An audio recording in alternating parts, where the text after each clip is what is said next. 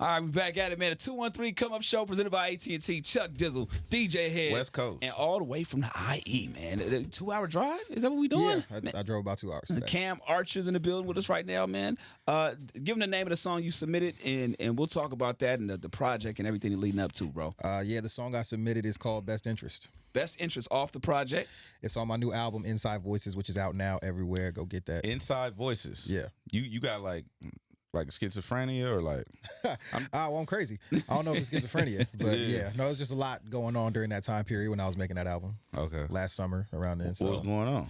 A lot of just relationship stuff, life stuff. You got a girl?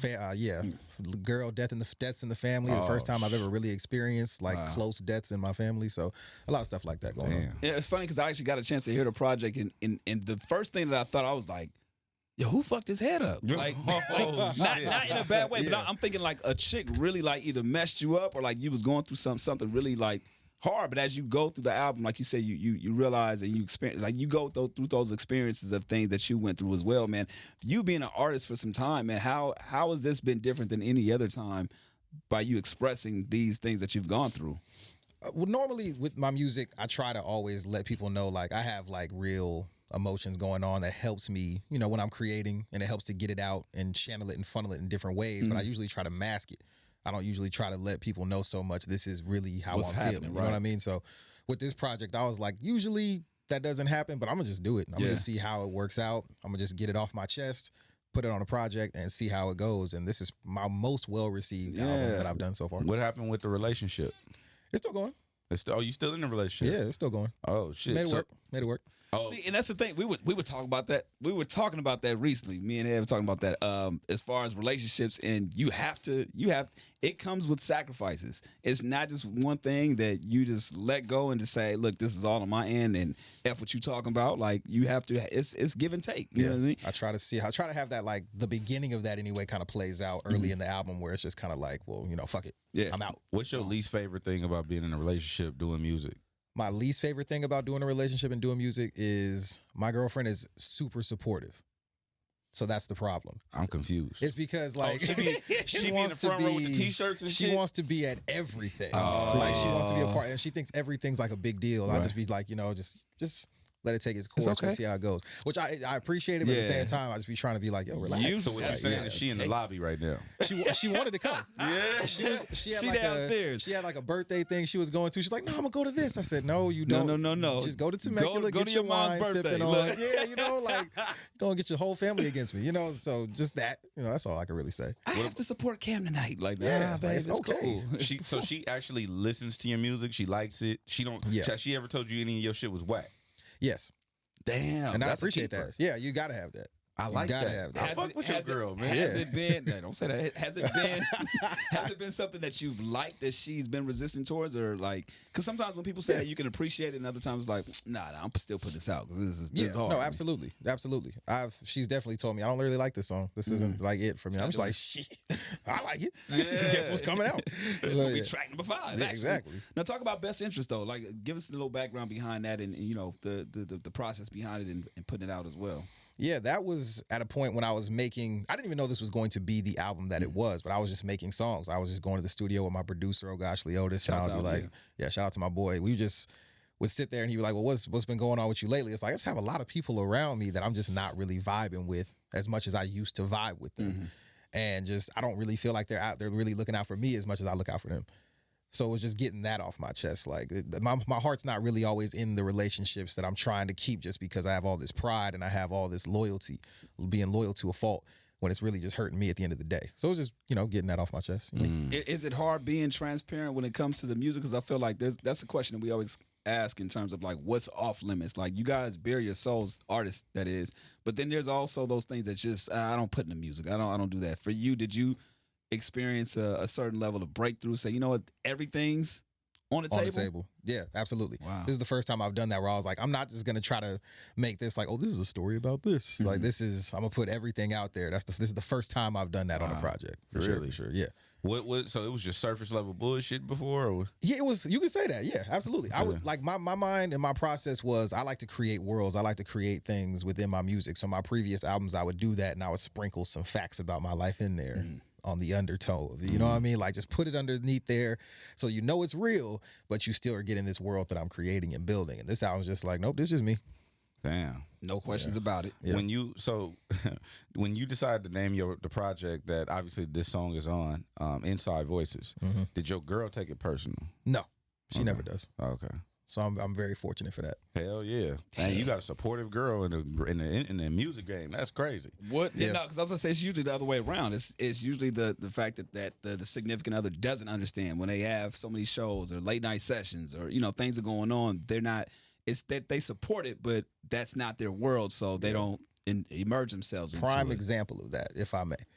She was getting her master's and graduating. Oh, you got a smart woman. Yeah, I don't know how it happened. And I got offered to do like a grad night festival in Arizona the day of her graduation for her master's, and she told me, "So when are you leaving? Like, when are you going?" Wow. I was like, "I'm For not real? missing your graduation for yeah. your master's." And she's like, Wow. "No, this is a big deal for you." I was like, "No, Really? yeah." I was Where like, you find "No, her at? man." She went to Cal State Fullerton, so So I need to Shout out. pull up. yeah, man. So I that's was what it's like, gonna be. I don't know. "Yo, I That can't might be a miss little that." young for me right now. Yeah, you might not be a good. Might be kind of weird. Yeah, it might not be a That good. old ass motherfucker doing it up here. Just college backpack campus, on, just scouting. looking around. Hey, how old are you? You cook? What's your degree? Yeah. What you majoring in? Come with me. Yeah. Now you've been the advocate of putting the IE on your back, man. That's something that you should be proud of. You know what I mean? What do you feel like in the Empire artists are as of right now in terms of like just mainstream, just putting on in that nature? Do you feel like there's any progress or what work needs to be done, as of somebody that comes from the IE? I just feel like we're going towards the right track of unity and actually putting on for each other, because eventually somebody's going to catch and just get your ego out of the way of it. Right. You know what I mean? Like, there's a lot of talent in the IE, but there's a lot of, well, I don't mess with these people over here. I don't mess with these people, period. I'm not going to support them even when they're doing something dope. Like, just support them. That's not going to stop what you're doing. That's going to open up ears of everybody. We live in a giant area in the IE. Like, open up the doors for everybody at once and just see who can get through and just move from there. What made you submit your music? Because we get so many people hitting us up. Oh, the 213 come up show. It's only for people in that 213. It's only for, like, it's so literal. Yeah. And it's like, no. Like, if you in the IE, it's all good. We talking like to everybody that listens to this. If you can hear this radio station, we talking to you. Yeah. And I feel like most people miss that. You being out there in the IE, obviously 909-951. Yes, sir. What made you obviously get it and be like, oh, I'm gonna submit my shit? Reading. Exactly. Say it again. I read the rules and the terms and conditions, and I realized that I was able to submit. Like, oh, so I can. And once again, shout out to my lady because she brought it to my attention. She was Wow. like, "Have you heard about this?" And I was like, "Well, let me take a look." I was like, "Well, make sure I can submit." Right, Okay, right, well, right. hey, I don't have to be from the 213 to submit. All right, I'm submitting. Bro. man. Say that again. Yeah, so you don't have to be from the 213 to submit, people. You can submit your music if you are not from the Los Angeles County. You You're can right. submit your music. Like, Jeez. Now, how did it feel to actually hear your song on the radio? Like, where were you at? What were you doing at the time that it actually came on? I wish I was in more of like I was in the whip. I was doing donuts in the block. You know what I'm saying? Had the whole block bumping it. I was judging a artist competition in the IE, so I had a headphone on Listening. with Get the fuck outta here. with the iHeartRadio app. Yeah. plugged in, and I was like judging artists on stage, just waiting for the song to come on. Just Let me chilling. ask you this. then. Yeah. Let me ask you this. Hit me. You know I'm going with this shit. Who was on stage while you was listening to the goddamn radio? You know what? His name was Jason Alexander. It was his first performance. He did well. Wow. But I was listening to my song. So I gave him a good rating. So Yeah. what was the scale? Was it like 1 to 10, 1 to 5, thumbs up, thumbs It down? was basically just judging it off of everything, like song selection, stage presence, what'd you give him? performance. He got a 15 a 15 out of what? out of 30. But it was his first performance. He But had you never don't think performed none before. of that had to do with the fact that you was listening to your record on the Nah, radio? because there was 3 judges and we all eliminated him. So no, but it was his first show. You know what I mean? Yeah. Hey, You know what I'm He saying? did well for his first I wouldn't time. want to be that guy. Right. On, Yeah. on stage. What you doing? Rapping my ass off. Hey, man. Singing my heart out. And you listening to the real 92.3. You Like, yeah, it's a 213 thing. Hold on one second. It's a 213 thing. I just told people get some video for me, do what you got to do, Hilarious. but Oh, I'm man. working on it right Nah, now. Yeah. it's really dope. I mean, that goes to show about your personality too, because here you are on one end, like putting on for it was something in the IE as well. It was, yeah. In the IE, you understand, but at the same time, your song's being played on the radio. But this was something that was important for you to still not miss that opportunity to help other people out. Oh yeah, absolutely. I want to continue to cultivate the scene in the Inland Empire so that artists can continue to grow. There's not as many opportunities right now out there for shows, so I want to keep giving those opportunities. Why you think that? Why you think people from the IE? Why you think people from the IE got a chip on their shoulder when it comes to people from LA, as far as artists, musically? I know, just speaking for the people that I work with musically, is because, and if people take offense to this, I mean, it's all good, let it fly. But like when, say, I come out to LA and I'm performing at a show, I might be on a bill with like 4 or 5 other artists that are not performing to the quality that you have to perform in the IE to get attention.